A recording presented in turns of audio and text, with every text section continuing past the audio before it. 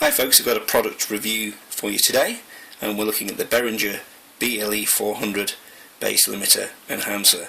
Now we're just going to start by looking at why you might want to purchase a limiter. What a limiter will do is it will basically smooth out the signal, so it basically gets rid of any peaks in volume. It limits the maximum volume that you can actually output.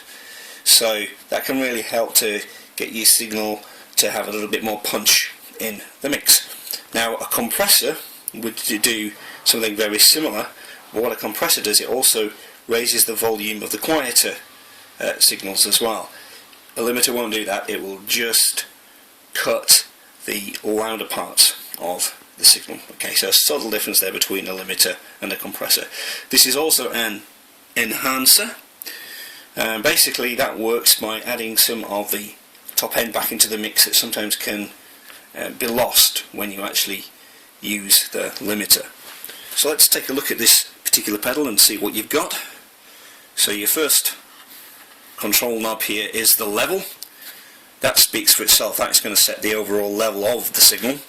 This is your enhance knob, so that's the one that will dial back in some of the top end, and that again is designed just to provide a little bit more clarity to the sound. The ratio, this is really how much you want to limit the signal by, and it goes from 1 to 1 to 1 to infinity. So, you know, if you set a higher ratio, then you're going to get a big clip, whereas if you don't want it to be quite as big, you need to be setting a smaller ratio. And then the thresh stands for threshold, and that is the point at which you want the limiter then to become active. So there'll be a certain volume level where you want it to actually start cutting. So when it reaches the threshold, it will start cutting the signal by the ratio you set with this knob here.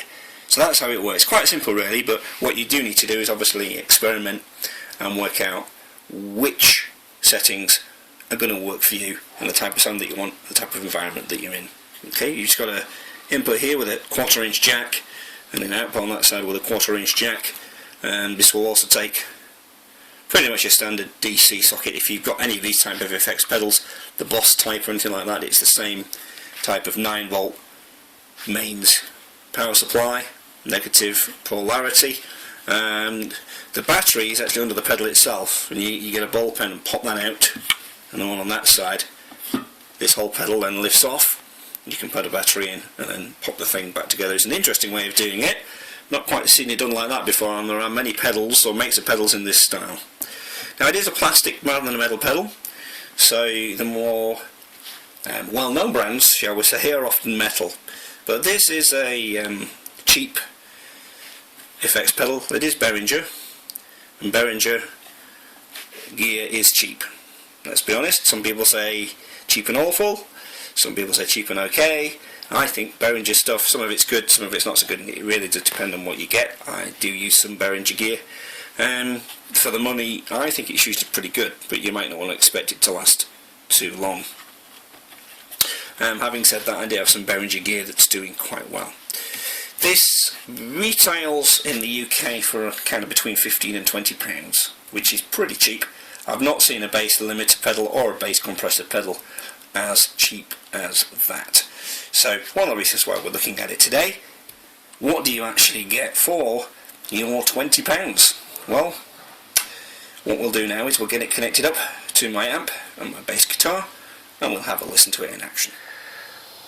Okay folks, so we've got this pedal connected up now, and I've just been playing about with the settings a bit really. I've got level on half, I've got the enhance at full, ratio on full, threshold about 1/4 of the way.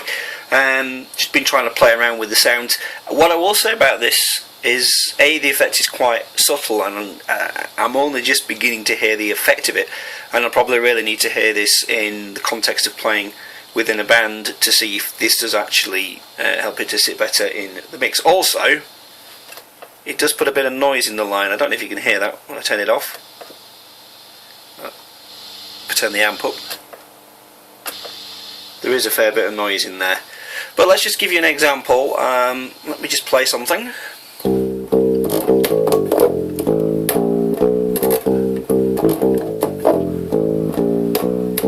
Now there is a fair bit of kind of fret noise on that, which kind of it is a spike in the sound. Let's put the limiter on.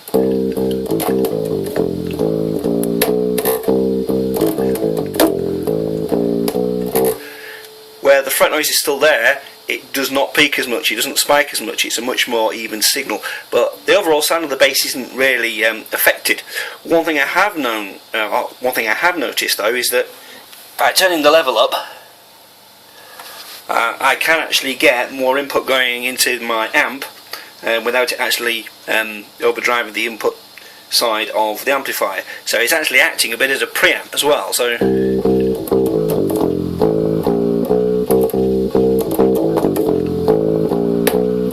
So we do actually, you know, get a good punchy sound there when we start to drive it a little bit. So overall, I'm kind of happy with it, but I really need to hear it in context and actually use the pedal in anger. So I'm just going to reserve judgment on it for the time being. It isn't expensive, so if it doesn't really do a job, then I've not lost a lot of money. But it often is the case with these kind of effects. Subtlety is often key to them actually working.